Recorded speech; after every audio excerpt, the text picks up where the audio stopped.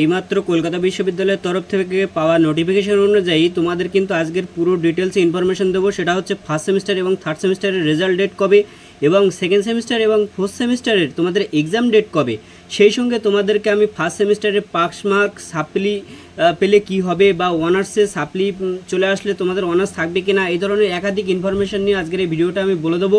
তো ভিডিওটা আমি একটু লেটে করছি, কিন্তু ফুল ইনফরমেশন নিয়ে, এবং সেই ইনফরমেশনগুলো কিন্তু কার্যকরী ইনফরমেশন। তো সেই জন্য বলবো তোমাদেরকে ফার্স্ট থেকে লাস্ট অবধি ভিডিওটা খুব ভালোভাবে দেখো, কারণ ভিডিওটাতে আমি খুব এক্সপ্লেন করে দেবো, যে তোমাদেরকে ইন ডিটেলসে এক্সপ্লেন করে দেবো। তাহলে তোমাদের কিন্তু কোনো রকম প্রশ্ন মনের মধ্যে থাকবে না, ঠিক আছে? তো ফার্স্টে থেকে দেখতে থাকো। আমি কিন্তু একাধিক ইনফরমেশন এই ভিডিওটার এই প্রশ্নগুলো ছাড়াও একাধিক ইনফরমেশন কিন্তু এই ভিডিওটার মধ্যে আমি দিতে থাকবো, ঠিক আছে?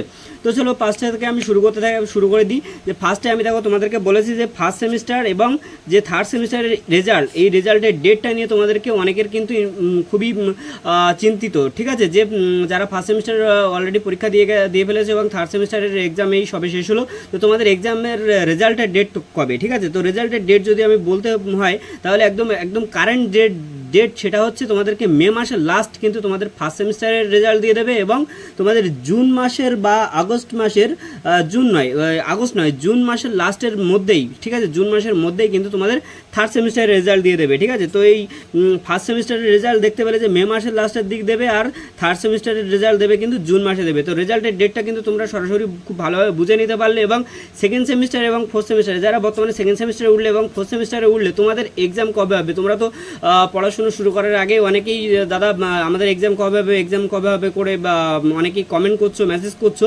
তা আমি তোমাদেরকে কিন্তু এই ব্যাপারে আমার অভিজ্ঞতা অনুযায়ী এবং সম্পূর্ণ তোমাদের বিগত সেমিস্টারগুলো তোমাদের সিনিয়ররা যেভাবে পরীক্ষা দিয়ে এসছে, তাদের যে এক্সাম প্যাটার্ন বা এক্সামের যে শিডিউল, সেটা অনুযায়ী তোমাদেরকে কিন্তু আমার একটা অভিজ্ঞতা আমি সেটা বলছি, যে তোমাদের সেকেন্ড সেমিস্টার সেটা কিন্তু জুলাইয়ের লাস্টের মধ্যে কিন্তু তোমাদের শুরু হয়ে যাবে।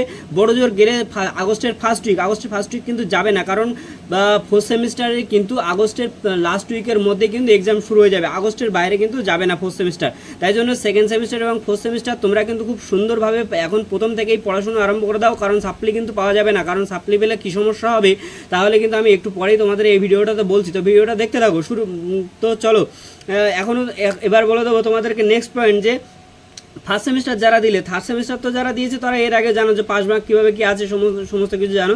কিন্তু তোমাদেরকে একটা জিনিস, ফার্স্ট সেমিস্টার যারা আছে তারা কিন্তু অনেকেই কনফিউজ যে ফার্স্ট সেমিস্টারের পাস মার্কটা কত আছে। ফার্স্ট সেমিস্টারের পাস মার্ক অনেকে অনার্সের স্টুডেন্ট আছে তোমরা, কারণ অনার্সটা কেটে যাবে সেটা নিয়েও চিন্তিত আছে। তো আমি একটু বলে দিই, তোমাদের পাস মার্কটা যদি হিসাব করতে হয় তাহলে তোমরা যারা 75 মার্কসে পরীক্ষা দিয়েছো তাদের কিন্তু কি পাস মার্ক হিসাবে 23 কিন্তু পেতে হবে, ঠিক আছে? মানে 75 মার্কসে যে পরীক্ষাগুলো দিয়েছো, আর 50 মার্কে যে পরীক্ষাগুলো দিয়েছো সেই 50 মার্কে কিন্তু তোমাদেরকে 15 পেতে হবে, ঠিক আছে? আর 100 মার্কে তো পরীক্ষা নেই, 100 মার্কের টোটালের মধ্যে 30% পেতে হবে, ঠিক আছে? এটা হচ্ছে তোমাদের পাস মার্ক। আর যারা অনার্সের স্টুডেন্টরা আছো, সাপ্লি ব্যাপারটা নিয়ে তোমরা চিন্তিত আছো, তাদের একবার বলি, অনার্স এবং জেনারেল সবার জন্যই বলবো, সে সায়েন্স হোক, জেনারেল হোক, বা তোমার বিকম হোক, বা হচ্ছে তোমার যে কোনো হচ্ছে অনার্স, জেনারেল বা বিকম যে কোনো স্ট্রিমের হোক না কেন, ঠিক আছে? সবার জন্য ইনফরমেশনটা। সাপ্লি পেলে অনার্সের যে ব্যাপারটা সেটা হচ্ছে, তোমরা যে এনইপি বা সিসিএফ সিলেবাসের আন্ডারে পড়াশুনো করছো, তোমাদের এখানে সাপ্লি অনার্স কেটে যায় না। আগে তোমাদের যারা সিবিসিএস বা 1+1 সিস্টেমের স্টুডেন্টরা ছিলে, তোমরা তাদের এক্সামে দেখা যাচ্ছে যে তোমাদের কিন্তু পাস মার্ক না উঠলে কিন্তু অনার্স কেটে যেত, অনার্স কেটে জেনারেলে চলে আসলো, ঠিক আছে? কিন্তু তোমাদের কিন্তু সেটা হবে না। তোমাদের কি হবে, সাপ্লি যদি দিয়েছো বা কোন একটা স্টুডেন্ট অসুস্থতার জন্য অ্যাবসেন্ট হয়ে গেছো, পরীক্ষা দিতেই যাওনি, তোমরা কি করবে, তোমরা পরবর্তীতে সাপ্লির এক্সাম দেবে। নেক্সট যখন সাপ্লির ফর্ম ফিল আপ হবে, তোমরা ধরো স্টুডেন্ট ফার্স্ট সেমিস্টারে তোমরা সাপ্লি পেয়ে গেলে, ঠিক আছে? তাহলে তোমরা কী করবে, সেই সময় ফার্স্ট সেমিস্টারে যখন সাপ্লি পেয়ে যাচ্ছ, তখন তোমাদের কিন্তু একাধিক টেনশন মাথার মধ্যে কাজ করবে, ঠিক আছে? যে সাপ্লি তো পেয়ে গেলাম, কী হবে? তখন তোমরা কি করবে, তোমাদের কিন্তু সাপ্লি এই ক্লিয়ার করার সুযোগ পেয়ে যাবে, ঠিক আছে? তোমাদের আগে কি হতো, যে সাপ্লি যখন পেয়ে যেতে তোমাদের অনার্স কেটে যেত, তোমাদের কিন্তু অনার্স থাকতো না। কিন্তু এবার কিন্তু এই তোমাদের সিবিসিএস বা তোমাদের সিবিসিএস নয়, সিসিএফ সিলেবাস, তাই এনইপি সিসিএফ সিলেবাসের আন্ডারে তোমাদের কিন্তু সাপ্লি হয়, তোমাদের কিন্তু অনার্স কেটে যায় না।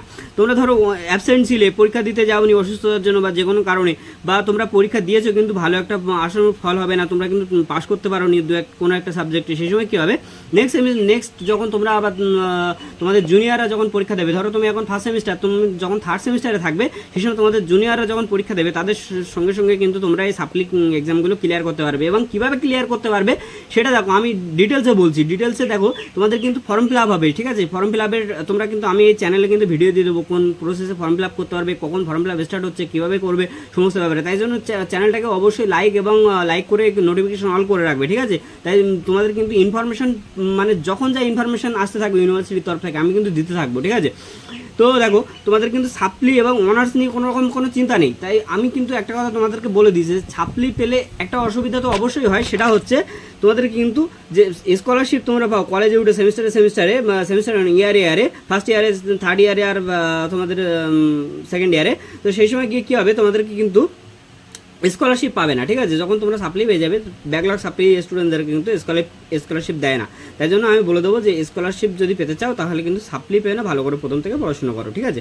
আর তাছাড়া আমি বলে দিই যে আমি এই চ্যানেলের মাধ্যমে বিভিন্ন রকম স্কলারশিপ সম্বন্ধিত বা বিভিন্ন সাবজেক্টের সম্পর্কিত বিভিন্ন রকম তথ্য এবং নোট সাজেশন দিয়ে থাকি। সেই সাথে বিভিন্ন সাবজেক্টের টিউশনও পড়াই, আর তোমাদেরকে কিন্তু নোটসও প্রোভাইড করে থাকি খুব স্বল্প একটা মূল্যের মাধ্যমে। তাই তোমরা যদি কোনো রকম নোটস বা সাজেশন আমার থেকে নিতে চাও তাহলে কিন্তু তোমরা আমার এই হোয়াটসঅ্যাপ নাম্বারটাতে যোগাযোগ করতে